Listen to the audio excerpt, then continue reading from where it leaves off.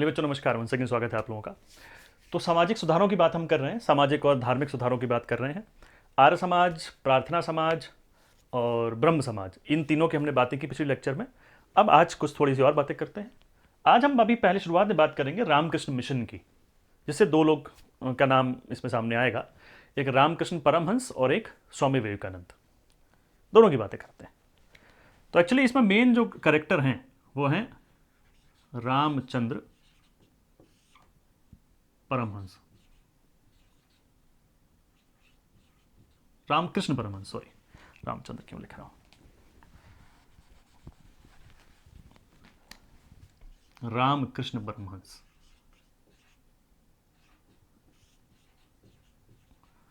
रामकृष्ण परमहंस जो हैं, ये अजीब जादुई व्यक्तित्व के व्यक्ति थे। मैंने इनकी पूरी एक जीवनी पढ़ी थी। मैं एक बार कलकत्ता गया था, तो वहाँ से लौट रहा था ट्रेन में, तो वहाँ रामकृष्ण मिशन की कुछ पुस्तकें की एक स्टॉल है हावड़ा स्टेशन पे। तो वहाँ से मैंने एक इनकी बुक खरीदी और उसमें इनका पूरा जीवन था। बड़ी सारी रहस्यमयी बातें उसमें थी, बहुत सारी ऐसी बातें भी थीं जो लॉजिक लगाओ तो विश्वास करना मुश्किल था, लेकिन अगर थोड़ा सा आत्मीयता के साथ पढ़ो तो विश्वास करना बड़ा आसान था। वैसे भी आप कभी बंगाल जाएं तो इनको बड़े सम्मान के साथ याद किया जाता है। ये एक्चुअली एक चमत्कारी व्यक्ति थे वहाँ पे। इनका क्या था, ये बचपन से ही कुछ अलग ही माहौल में रहते थे, कुछ अलग ही विचारों में रहते थे। ईश्वर को तो मानते थे कि ईश्वर तो है, लेकिन लॉजिक पे ज़्यादा विश्वास करते थे। ये कहते ईश्वर है, ठीक है, कहाँ है, दिखता तो है नहीं मुझे ईश्वर, भाई हो कहीं तो महसूस होगा। तो खैर, अब जैसे समाज में सारे लोग करते हैं वैसे ये भी करते थे कि भाई फिर बड़े हुए और उसके बाद जो है बीच में शादी हो गई इनकी बहुत जल्दी उम्र में। खैर उसके बाद घर छोड़ छाड़ के चले गए थे और उसके बाद फिर काली मंदिर के पुजारी बन गए। कलकत्ता में एक मंदिर है, दक्षिणेश्वर का मंदिर है, काली मंदिर, तो वहाँ के पुजारी बन गए। पुजारी बन गए, पूजा पाठ कर रहे हैं, लेकिन इनके दिमाग में हमेशा एक बात रहती थी कि यार ईश्वर है कि नहीं, ईश्वर है कि नहीं। अब बड़ी लंबी चौड़ी कहानी है, वो उसमें तो नहीं जाऊंगा, लेकिन आप सार समझिए अल्टीमेटली कि बाद में ऐसा पता चलता है कि इनको काली जी के पुजारी थे। काली जी ने इनको खुद प्रकट होकर दिखाया कि देख मैं हूं, और इन्होंने उसके बाद विश्वास किया कि हाँ आप हैं। दूसरा, ये समाधि में जाते थे, योगा करते थे, योगा में समाधि, एकाग्र चित्त होकर समाधि अवस्था में चले जाते थे। और समाधि अवस्था में एक एक कंडीशन होती है जिसको निर्विकल्प समाधि कहते हैं। उसको कहते हैं निर्विकल्प, निर्विकल्प समाधि की अवस्था। उसमें क्या होता है कि आप समाधि पे चले गए हैं और अचानक से आप में ये एबिलिटी आ जाती है कि आप अपने शरीर से अलग हो गए और आप दूर से बैठे बैठे अपने शरीर को देख रहे हैं कि आपका शरीर समाधि की अवस्था में है। इस बात का जिक्र ओशो भी करते हैं, मैंने ओशो का भी बहुत सुना है। ओशो ने भी इस बात का जिक्र किया है कि ऐसा हो सकता है, और ओशो ने भी शायद इस अवस्था को प्राप्त किया था। तो ये जो है निर्विकल्प समाधि की अवस्था में चले जाते हैं। जब ये निर्विकल्प समाधि की अवस्था को प्राप्त करते हैं तो उसके बाद इनको परमहंस कहा जाने लगा। इनका नाम रामकृष्ण था। चमत्कारी व्यक्ति थे, जैसा मैंने कहा। कुछ तांत्रिक क्रियाएं भी किया करते थे। मिस्ट कहते हैं ना, मिस्ट कहते हैं, क्या बोलते हैं, I am not sure, mist कहते, चमत्कारिक व्यक्ति को क्या कहते हैं, शायद मिस्ट ही कहते हैं, कुछ ऐसा है वर्ड एक। तो वह वो इनको माना जाता है। खैर अपना जीवन, तो अभी जब ये समझ जाते हैं ईश्वर को और ईश्वर को पहचान जाते हैं, तो अभी ये इस नतीजे पर पहुंचते हैं कि मनुष्य की सेवा करो भाई। मनुष्य की सेवा ही असली प्रभु की सेवा है। आपको प्रभु की सेवा से कुछ नहीं, मनुष्य की सेवा करना है आपको। एक और आदमी इनसे आके मिलता है, उस आदमी का नाम था नरेंद्र नाथ दत्त। नरेंद्र नाथ दत्त। नरेंद्र नाथ दत्त भी ऐसे ही आदमी है। बचपन से सोच रहे हैं कि भगवान तो है, ईश्वर तो है, कहाँ है, दिख ही नहीं रहा, कहाँ है, महसूस ही नहीं हो रहा।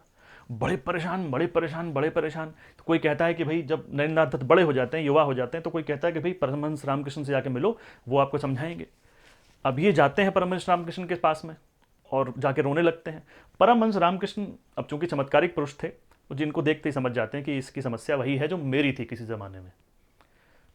तो यही कहते हैं नरेंद्र दत्त कि साहब ईश्वर में मैं मानता हूं, मैं विश्वास करना चाहता हूं, लेकिन कहाँ है, मुझे मुझे पता तो चले, मुझे फील तो हो ईश्वर है, मुझे नहीं फील होता ईश्वर है। तो रामकृष्ण परमहंस कहते हैं हाँ ठीक है, मैं समझ गया तुम्हारी समस्या, मैं तुम्हारा इंतजार कर रहा था, क्योंकि मेरे बाद मेरे जो प्रवचन हैं उनको आगे, मेरे मेरी जो थॉट्स को आगे कौन बढ़ाएगा, तो मैं तुम्हारा इंतजार कर रहा था, अब तुम आ गए हो, अब मैं संतुष्ट हूँ। तो शुरुआत में कहते हैं ठीक है समाधि लगाओ, ठीक है, योगा करो, ये करो, वो करो, वो करते रहते हैं, पूजा पाठ भी करते हैं, योगा करते हैं, समाधि लगाते हैं, सारी कोशिश करते हैं, कुछ नहीं होता है। फिर एक दिन रोते हुए पहुंचते हैं नरेंद्रनाथ दत्त। जब बहुत समय बीत जाता है तो कुछ उनको महसूस नहीं होता कि ईश्वर है कि नहीं है। वो कहते हैं साहब ईश्वर है कि नहीं है, अगर ईश्वर है तो मुझे समझ में क्यों नहीं आ रहा, मुझे फील क्यों नहीं हो रहा, और अगर ईश्वर नहीं है तो ऐसे अंधे जीवन जीने से फायदा क्या। अगर ईश्वर नहीं है तो फिर ऐसा जीवन है नहीं है क्या फ़र्क पड़ता है, 20-25 साल बाद जाना है, अभी जाना है, क्या फ़र्क पड़ता है, जन्म लिया नहीं लिया क्या फ़र्क पड़ता है। तो ईश्वर होना तो चाहिए, लेकिन है तो है कहाँ। तो अब जब ज़्यादा छटपटाते हैं तो रामकृष्ण परमहंस उनको बुलाते हैं, वो चलो आओ मेरे साथ आओ। अब इसमें दो कहानियाँ हैं।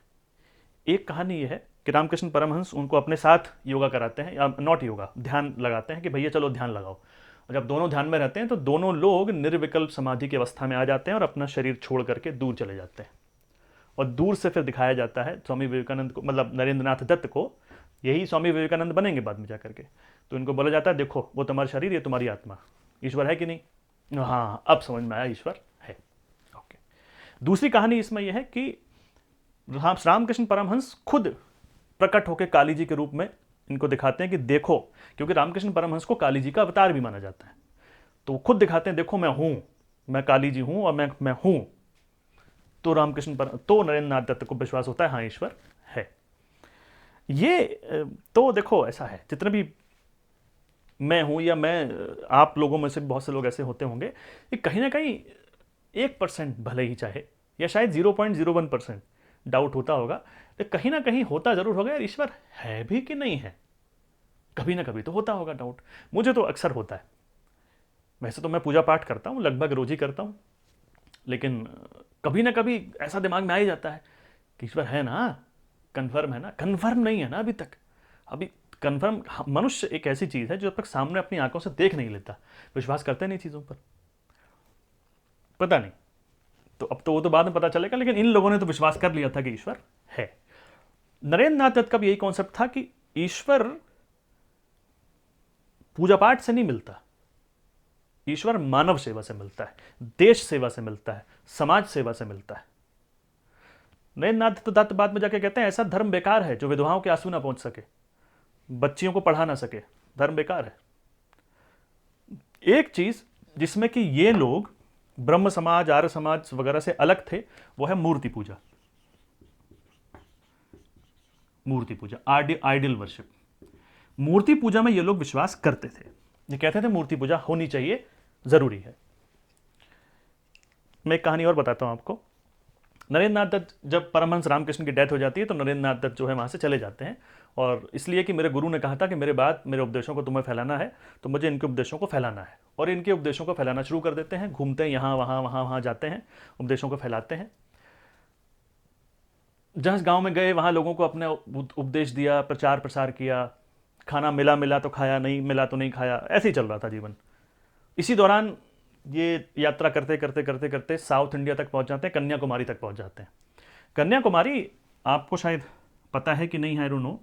कन्याकुमारी देखो यहाँ पे है, और कन्याकुमारी क्यों नाम दिया जाता है उसको, क्योंकि समुद्र जहाँ शुरू होता है उससे करीब 1.5-2 किलोमीटर अंदर जाकर एक छोटा सा एक पत्थर है, शिला है, एक आइलैंड टाइप समझ लीजिए, छोटा सा एक आइलैंड है।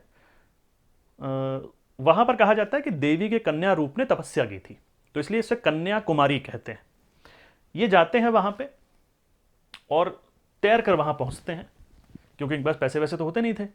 तैर कर वहां पहुंचते हैं, उस शिला पर 1.5 किलोमीटर 2 किलोमीटर जो दूर थी, और वहां चले जाते हैं। 2 दिन तक वहां तपस्या करते हैं, बिना कुछ खाए पिए वहीं ध्यान लगाकर 2 दिन तक बैठते हैं। उसके बाद वापस आते हैं। अब वहां कोई इनको ज्ञान प्राप्त हुआ या कोई देवी शक्ति मिली या क्या हुआ, अभी तो यही जानते हैं। लेकिन वहां के बाद इनके थॉट प्रोसेस में बहुत परिवर्तन आया, और अचानक से इनको प्रसिद्धि मिलना वहां से शुरू हो गई। उसके बाद ये फेमस होते चले गए, लोग इनके प्रवचन सुनते चले गए। इसी बीच खेतड़ी के महाराज इनको बुलाते हैं, खेतड़ी के महाराज इनको बुलाते हैं। वो बुलाते हैं कि यार आप आइए, मैं आपसे मिलना चाहता हूं। तो नरेंद्र नाथ दत्त उनसे मिलने जाते हैं। तो खेतड़ी के महाराज बोलते हैं, यार आप लोग मूर्ति पूजा का समर्थन करते हैं, ऐसा क्यों करते हैं? सब जगह देखिए आर्य समाज, ब्रह्म समाज और जाने क्या क्या नए नए समाज आ गए, सब मना कर रहे हैं मूर्ति पूजा के लिए। मूर्ति पूजा क्या होता है भाई? उस मूर्ति के अंदर ईश्वर थोड़ी है, वो तो हर जगह है, तो उसको तो एक स्वरूप में मान लो आप, मूर्ति की क्या जरूरत है? तो ये दरबार में बैठे हुए थे, तो वहीं पर राजा की तस्वीर टंगी थी पीछे। तो एक मंत्री से बोलते हैं, मंत्री जी इस तस्वीर को उतरवाइए आप। मंत्री जी उतरवा देते हैं। बोले इस तस्वीर पर थूकिए आप। मंत्री जी कहते हैं, अरे सर मरवाएंगे क्या? राजा साहब बैठे हुए हैं और राजा की तस्वीर कैसे, मैं कैसे थूक सकता हूँ? बोले नहीं नहीं, मैं कह रहा हूँ, मेरा आदेश मानिए, थूकिए। बोले नहीं सर, आपका ये आदेश नहीं मान सकता, मैं इस पर थूक नहीं सकता। बोले नहीं नहीं, राजा साहब थोड़ी हैं, मूर्ति तो है, तस्वीर ही तो है, राजा साहब तो ये बैठे हुए हैं, मूर्ति तो है, थूकिए। बोले नहीं साहब, नहीं थूकेंगे। अब राजा साहब को बताते हैं कि देखिए राजा साहब, इसको भी मालूम है, मुझे भी मालूम है, आपको भी मालूम है कि ये आप नहीं है, ये तो मूर्ति है, ये तो आपकी तस्वीर है, लेकिन फिर भी अगर ये आपकी छवि को उसमें देख रहा है और उसको अपनी आस्था का केंद्र बनाया हुआ है, तो उसमें क्या बुराई है? आपको आस्था का केंद्र तो एक चाहिए ना, जिसको सेंटर मान के आप अपनी आस्था को प्रदर्शित कर सकें। तो इसलिए मूर्ति पूजा जरूरी है, जो विश्वास करता है उसे करना जरूरी है। ये बात बड़ी पसंद आती है खेतड़ी के महाराज को, और खेतड़ी के महाराज कहते हैं ठीक है साहब, आज से आप नरेंद्र नाथ दत्त नहीं हैं, आज से आपका नाम हुआ स्वामी विवेकानंद। तो इसके बाद स्वामी विवेकानंद की उपाधि नरेंद्र नाथ दत्त को दी जाती है साहब। किसने दी? खेतड़ी के महाराज ने दी। और खेतड़ी के महाराज जी कहते हैं कि स्वामी जी ऐसा है कि 1893 की बात थी कि अभी कुछ दिन बाद शिकागो के अंदर एक सर्वधर्म सम्मेलन होने वाला है, तो हम चाहते हैं कि आप साहब वहाँ जाएं और वहाँ जाकर के हिंदू धर्म को रिप्रेजेंट करें। तो चले जाते हैं, उनकी तरफ से जाते हैं, और फिर तो रेस्ट इज़ द हिस्ट्री। आपको शायद पता होगा, नहीं पता होगा तो भैया पता होना चाहिए, इतना तो भारत के बारे में आपको पता होना चाहिए कि शिकागो में जब स्वामी विवेकानंद जाते हैं तो वहाँ सर्वधर्म सम्मेलन चल रहा था। जब ये बोलने के लिए खड़े होते हैं तो एक चमत्कारिक व्यक्तित्व थे ये। मैंने कहा ना कि देखो, एक दोहा है कि तुलसी तुलसी सब कहें, तुलसी वन की घास, और हो गई कृपा राम की तो बन गए तुलसी दास। मतलब सभी लोग एक जैसे होते हैं, जिस पर राम की कृपा हो जाए वो एक्स्ट्रा बन जाता है। तो इन पर फिर कुछ ईश्वर की कृपा थी, तो जब वहाँ बोलते हैं तो लोग बड़ा ध्यान से सुनते हैं। पहला स्टेटमेंट इनका कितना फेमस स्टेटमेंट था, ये बोलते हैं my brothers and sisters of America. जब इन्होंने बोला तो काफ़ी देर तक तालियां रुकी ही नहीं, बजती ही गईं। और फिर इन्होंने जो वहाँ भाषण दिया वो तो हिस्ट्री है।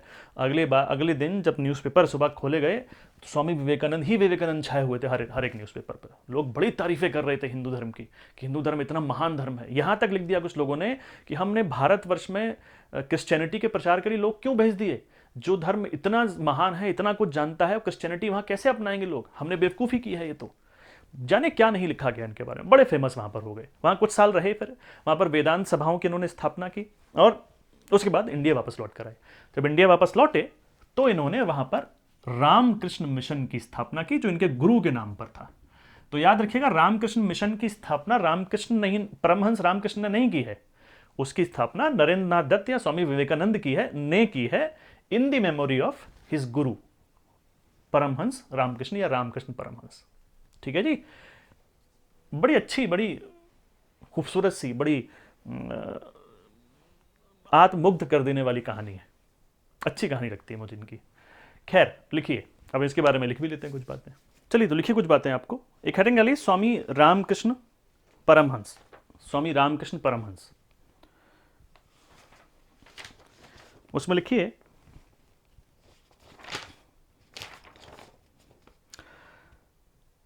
परम Ramakrishna was a mist, MIEST, was a mist। Ramakrishna एक चमत्कारिक पुरुष थे, जिन्हें दक्षिणेश्वर का स्वामी भी कहा जाता है, who is also known as the swami of Dakshineswar, क्योंकि ये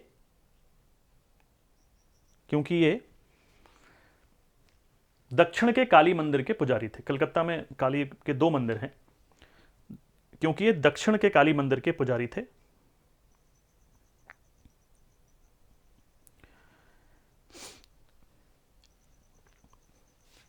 इन्होंने निर्विकल्प समाधि की अवस्था को प्राप्त कर लिया था। ही अटेन द पोजीशन ऑफ निर्विकल्प समाधि। इन्होंने निर्विकल्प समाधि की अवस्था को प्राप्त कर लिया था, और इस अवस्था में इन्होंने कृष्ण, काली और ईसा मसीह के दर्शन भी किए थे। एंड ड्यूरिंग दिस मेडिटेशन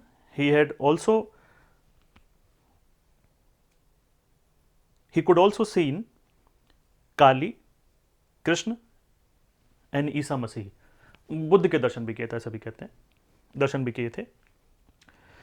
देखिए, इन्हें काली का अवतार भी कहा जाता है। He is also considered as an incarnation of Kali. इन्हें काली का अवतार भी कहा जाता है।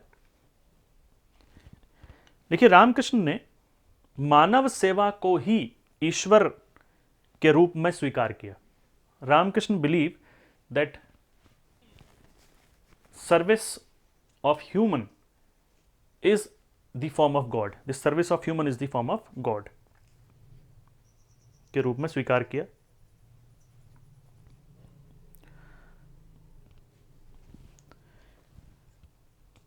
लिखिए, 1886 में इनकी मृत्यु हो गई। He died eight 1886।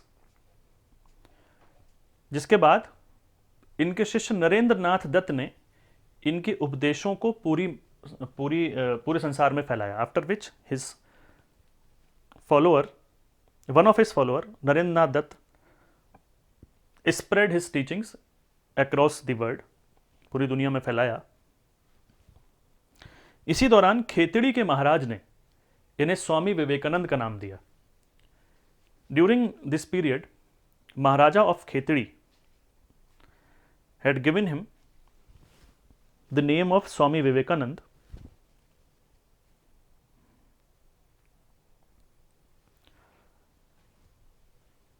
और विश्व सर्वधर्म सम्मेलन में भाग लेने के लिए शिकागो भेजा। And sent him to Chicago to represent Hinduism at international all religion conference on 11th of September 1893। तारीख लिख लीजिएगा, 11 सितंबर 1893, ऑन 11th of September 1893। ये तारीख अलग से पूछी गई है कई बार एग्जाम में। देखिए, यूएसए में इनके भाषण की चारों ओर प्रशंसा हुई।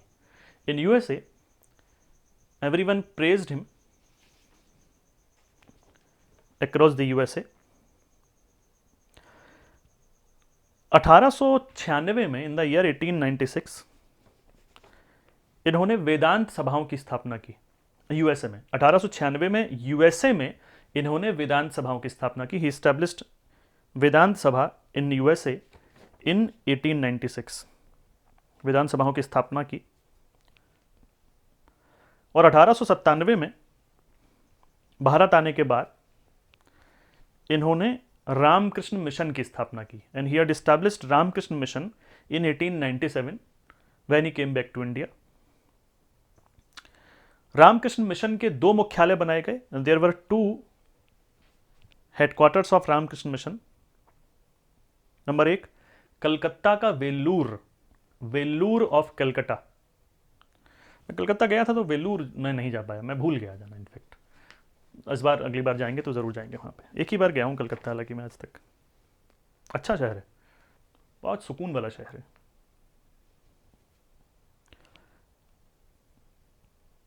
दूसरा अल्मोड़ा का मायावती ऑफ अल्मोड़ा का मायावती। तो ये 2 जगह इसके देखिए हेडक्वार्टर है, याद रखिएगा इस बात को आप। नेक्स्ट पॉइंट लिखिए,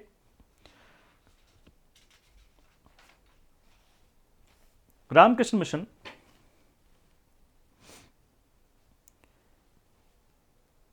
मूर्ति पूजा में विश्वास रखता है। Ramakrishna mission believes in idol worship, मूर्ति पूजा में विश्वास रखता है।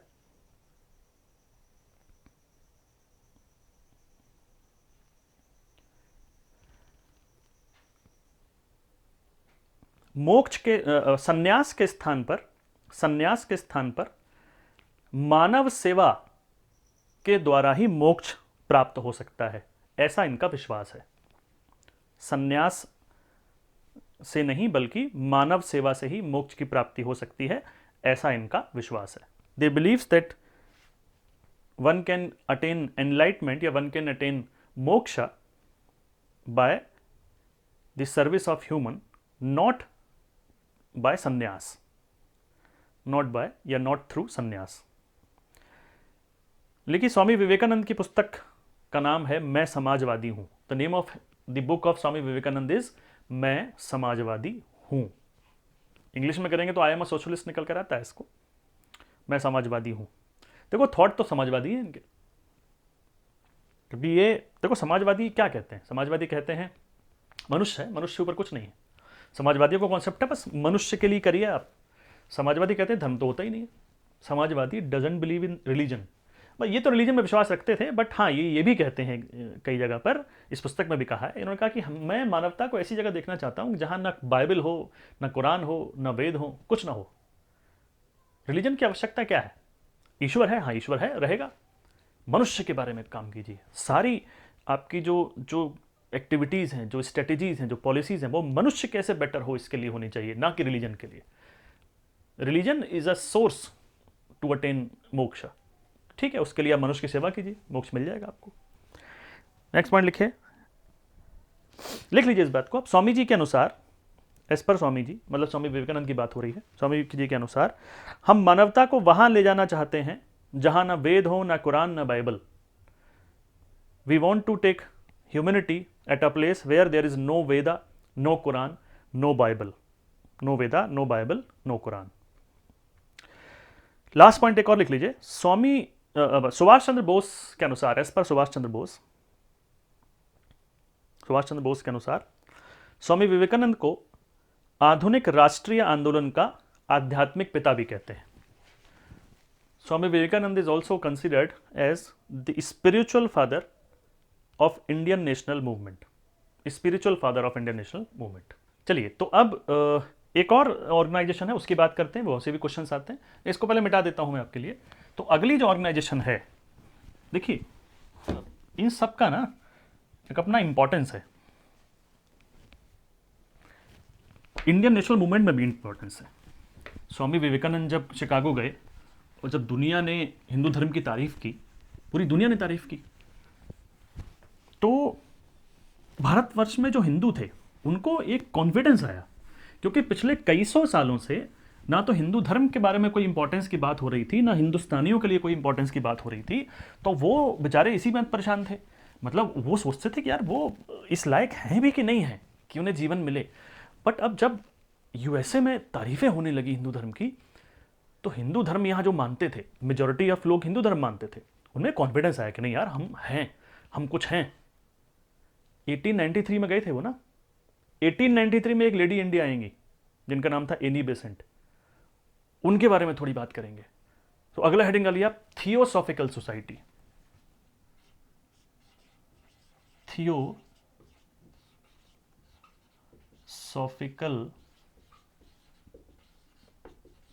Society, theosophical society. और समझिए ये क्या है, और ये भी इंडियंस में कॉन्फिडेंस बूस्टअप के लिए एक बहुत बड़ी चिंगारी का काम करेगा। इंडियंस में हिंदू इंडियंस की बात कर रहा हूं इस समय। एक महिला थी, इनका नाम था मैडम ब्लैटविस्की, जर्मन रशियन महिला थी, वो यूएसए में रहा करती थी। तो उन्होंने सोचा कि चलो एक ऐसी संस्था बनाते हैं, दुनिया में बहुत सारे धर्म हैं, बहुत सारे धर्म हैं, तमाम धर्म हैं, सैकड़ों की संख्या में, शायद हजारों हो। बोले हम एक ऐसा संस्था बनाते हैं जो स्टडी करेगी कि कौन सा रिलीजन सबसे ज़्यादा बढ़िया है, सबसे ज़्यादा आध्यात्मिक है। तो ठीक है साहब, तो मैडम ब्लैटविस्की और एक कर्नल अल्काट आए, इन्होंने मिलकर एक संस्था बनाई जिसका नाम था थियोसॉफिकल सोसाइटी। क्यों बनी ये संस्था? To comparative study of all religions, जिसमें कि हम एक बेटर बेस्ट रिलीजन उसमें से निकाल सकें। तो इन्होंने सारे धर्मों की जो ये जानते थे उनकी कंपैरेटिव स्टडीज की, और नतीजा क्या निकला? हिंदू धर्म दुनिया का सबसे ज़्यादा महान धर्म है। ये इनका नतीजा निकला साहब। जब ये नतीजा निकला तो हो हिंदुस्तान में, फिर हिंदुओं ने कहा भैया अरे यार अब हमको एहसास हो रहा है कि हम कुछ हैं, हम क्या हैं, हम अब समझ में आ रहा है। देखिए ये कॉन्फिडेंस का ही सारा खेल होता है। कॉन्फिडेंस आपके जब आया तभी आप बड़ी बड़ी चीज़ों का अचीव कर सकते हैं। कॉन्फिडेंस नहीं है तो मामला गड़बड़ है। कॉन्फिडेंस बूस्ट अप करने के लिए स्वामी विवेकानंद और ये सोसाइटी दोनों अपने आप में महत्वपूर्ण थी। इस संस्था का जो हेडक्वार्टर था, फिर वो हिंदुस्तान में हेडक्वार्टर खोला गया और एनी बेसेंट इसी संस्था के द्वारा इंडिया आई। एनी बेसेंट बाद में इसकी सदस्य बनी। फिर जब अल्काट की डेथ हो जाती है, कर्नल अल्काट की डेथ हो जाती है, तो एनी बेसेंट को थियोसोफिकल सोसाइटी का हेड बना दिया जाता है। एनी बेसेंट का बड़ा प्रभाव इंडिया की पॉलिटिक्स में भी था। जब वो इंडिया आई तो मतलब पूरी तरह हिंदू बनकर आई थी, वो हिंदू बन गई थी पूरी तरह से, सारे रिचुअल्स हिंदुओं के मानती थी। हालांकि हिंदुओं के कुछ रिचुअल्स को विरोधी भी थे, जैसे कि जो सेक्स डिस्क्रिमिनेशन है कि भाई लड़का और लड़की में जो भेदभाव है ये करने के लिए लोग विरोधी थे। दूसरा जो कास्ट सिस्टम है उसके विरोधी थे, बोले साहब ये दो तीन चीज़ें तो गड़बड़ लगती हैं हमको, तो ये हम नहीं मानेंगे। तो ये इन्होंने नहीं मानी और उसके बाद उन्होंने इंडिया में थियोसोफिकल सोसाइटी को बढ़ाना शुरू किया। और ईस्टर्न इंडिया जो है वहाँ पर बहुत ज़्यादा प्रभाव अभी भी है थियोसोफिकल सोसाइटी का। कई सारे स्कूल्स हैं, कॉलेजेस हैं। एनी बेसेंट वो पहली महिला थी जो कांग्रेस की अध्यक्ष बनी थी, अध्यक्षा बनी थी। आपको शायद पता होगा, she was the first women who was the chairperson, female chairperson of the Congress. पहली भारतीय महिला कौन थी? तो वो सरोजनी नायडू थी। लेकिन पहली महिला अध्यक्ष कौन थी? तो एनी बेसेंट थी। एनी बेसेंट आई, फिर उन्होंने बनारस में सेंट्रल हिंदू कॉलेज खोला, सेंट्रल हिंदू कॉलेज। वही सेंट्रल हिंदू कॉलेज आगे जाकर के मदन मोहन मालवीय के प्रयासों की वजह से बनारस हिंदू यूनिवर्सिटी बनता है। तो एक्चुअली बनारस हिंदू यूनिवर्सिटी किसने स्टैब्लिश की? तो Madan Mohan Malaviya is the right answer actually. लेकिन originally it was Central Hindu College which was established by Annie Besant, and Annie Besant was the founder of, was the member of Theosophical Society. ठीक है साहब, तो इतनी important संस्था है भारतीयों के लिए। ये लिख लीजिए, फटाफट लिखिए। लिखिए 1875 में, इन द ईयर 1875, 1875 में HP ब्लाटवेस्की, HP ब्लाटवेस्की, HP ब्लाटवेस्की की स्पेलिंग लिखिए BLAVATSKY।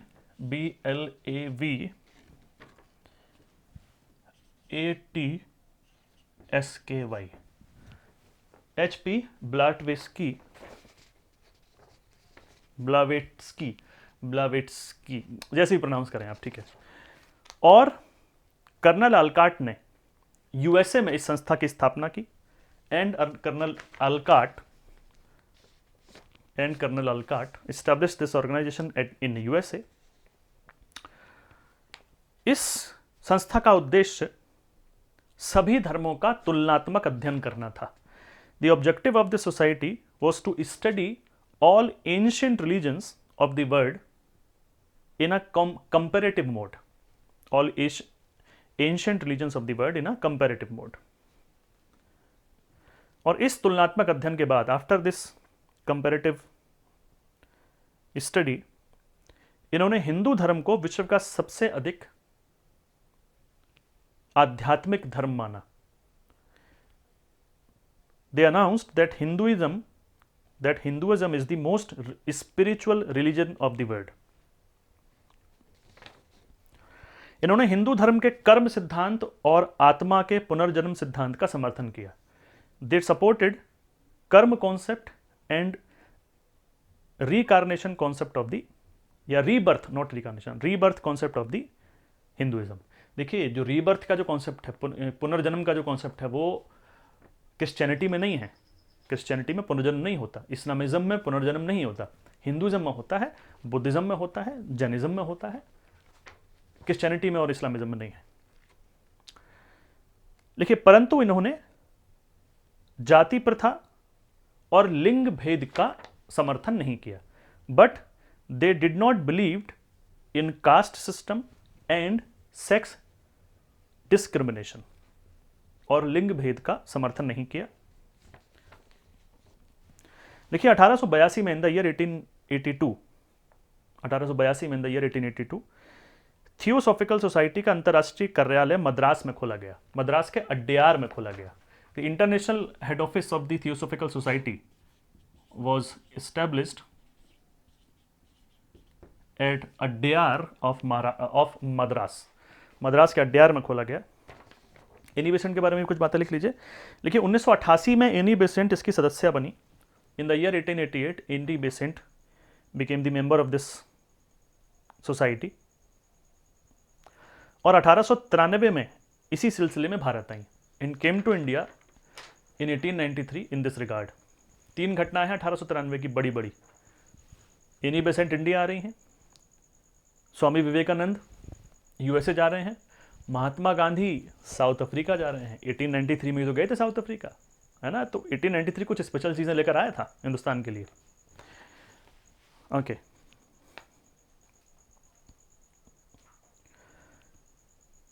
नेक्स्ट पॉइंट लिखिए। 1907 में एनी बेसेंट थियोसोफिकल सोसाइटी की अध्यक्षा बनी। Any Besant became the chairperson of Theosophical society in 1907। अगला पॉइंट लिखिए। 1898 में एनी बेसेंट ने बनारस में सेंट्रल हिंदू कॉलेज की स्थापना की।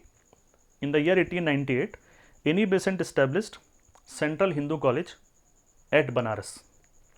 बनारस में सेंट्रल हिंदू कॉलेज की स्थापना की। 1916 में यही कॉलेज मदन मोहन मालवीय के प्रयासों से बनारस हिंदू विश्वविद्यालय बना। इन the year 1916 by the efforts of Madan Mohan Malviya, this college was converted into Banaras Hindu University, BHU, Banaras Hindu university. Annie Besant ने होम रूल लीग वगैरह भी चलाया था, ये भी हम बात कर चुके हैं क्या पहले, है ना। नहीं सॉरी, पहले नहीं कर चुके, ये बाद में बात करेंगे, अभी बात हुई नहीं वाली। ठीक है, तो ये साहब हिंदू धर्म से संबंधित जो सुधार इंपॉर्टेंट थे वो हमने इंपॉर्टेंट सुधारों की बातें की। कुछ और बड़े सारे सुधार हो रहे हैं, कुछ और जो सुधार हैं वो मैं एक लिस्ट लास्ट में बनवा दूंगा कि क्या कौन सा संस्था किसने खोली, कौन सी संस्था किसने, 5-7 संस्थाएं और हैं, वो भी हम लिस्ट बना के उसको याद कर लेंगे। बट इंपॉर्टेंट यही है जो हमने डिस्कशन की है। दूसरी बात, सिर्फ हिंदू धर्म में सुधार के प्रोग्राम नहीं चल रहे हैं, इस्लाम में भी चल रहे हैं। इस्लाम में भी कई मूवमेंट शुरू होंगे, लेकिन उस लेक्चर की बात हम उस बारे में बात हम नेक्स्ट लेक्चर में करेंगे। ठीक है, नमस्कार।